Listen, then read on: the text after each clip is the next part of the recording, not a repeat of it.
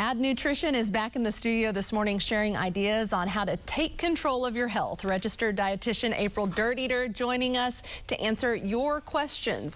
April is a nutrition coach and founder of Ad Nutrition, focusing not on what to take away from the diet, but what to add. I love it. Thanks for being here, April. Good morning. Yeah, I'm glad to be back. This is kind of fun. So we put out on social media asking for questions, asking for health-related questions, and a lot of folks responded. So let's get straight to it. Two people, Alan and Demi, want to know about intermittent fasting.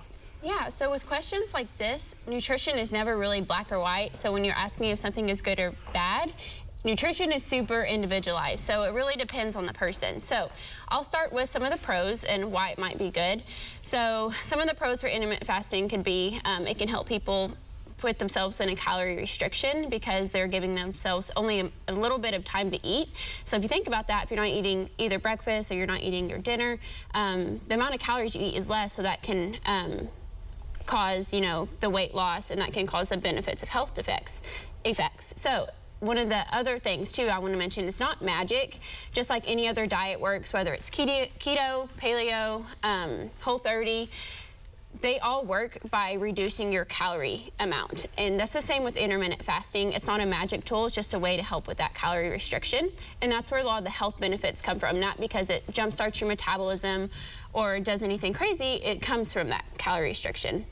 Now, on the flip side, where it can be bad for some people, is the ones that wake up super hungry in the morning and they find themselves very fixated on food, and can kind of set you up for like a binge episode, because if you're waiting all day to eat, you finally hit your time eating window, you're not focusing on food quality, you're just eating as much as you can actually put yourself in a caloric surplus, which can have the negative effect and actually cause weight gain and also a very unhealthy relationship with food. Well, that kind of takes us into our next question. Laura asked, what are some strategies to avoid binge eating in the evening? I do so well all day, and then I get home from work and I eat and I eat. Yeah, I find this very common for those with a 9-to-5 job, because I feel like you're rushing, you get to work, and a lot of times if you don't have planned meals or if you get in the work zone, you kind of forget to eat. So my biggest tips for preventing binge eating is getting up, having a regular meal schedule is probably the #1,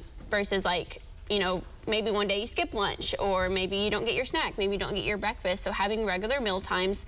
And the second thing is building balanced plates when you do eat, making sure that you do have a source of protein, you do have a carbohydrate source, you have a non-starchy vegetable or fruit on your plate, and a balance of healthy fats too, to actually keep you full. So if you wake up and you only have like one of those components, you can find yourself hungry a couple hours later. So making sure you eat enough throughout the day, making sure you have regular meal times is one of the best ways to prevent that binge eating, so you're not at night, just really hungry, wanting to eat anything in your cabinet. Have a plan in place ahead of time. Absolutely. Planning is a big part of it. Well, Michelle wants to talk about eggs. What's the latest on eggs? Good or bad for you? It seems to change every few years. I can't see the logic in such a perfect, totally natural food being bad for you.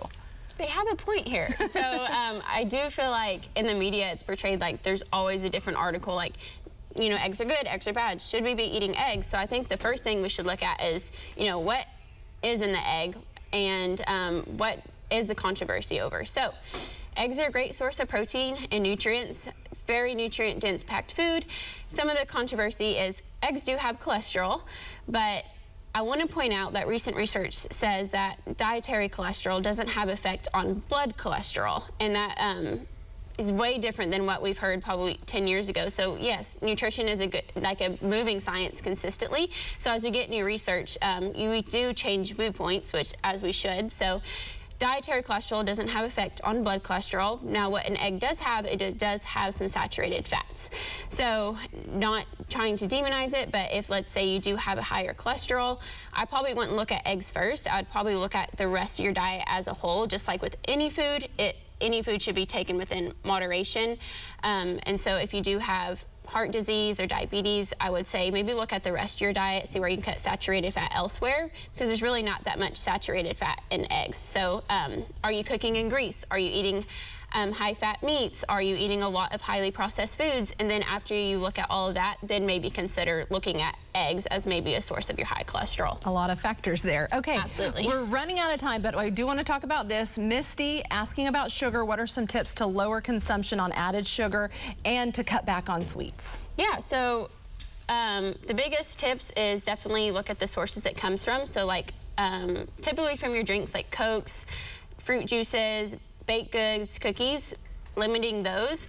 And I do want to point out there is a difference between added sugars and natural sugars. So really focusing on those added sugars, which comes from the foods I just listed, and not be scared of, you know, the fruit sugars and the sugars that come from natural sources like dairy and fruit. Yeah, so you want to look at getting rid of those added sugars that are in your food. Yes. Look at the labels. Yep, and that typically is like 48 grams a day, which of course you're probably not going to discount it, but just as long as you're limiting and literally focusing on that adding of your nutrients, you'll be good to go and save those really super sweet options for special occasions. Good advice. All right, well, we have linked all of April and Add Nutrition's information over at newson6.com. Thank you so much, as always, for being here. Thank you.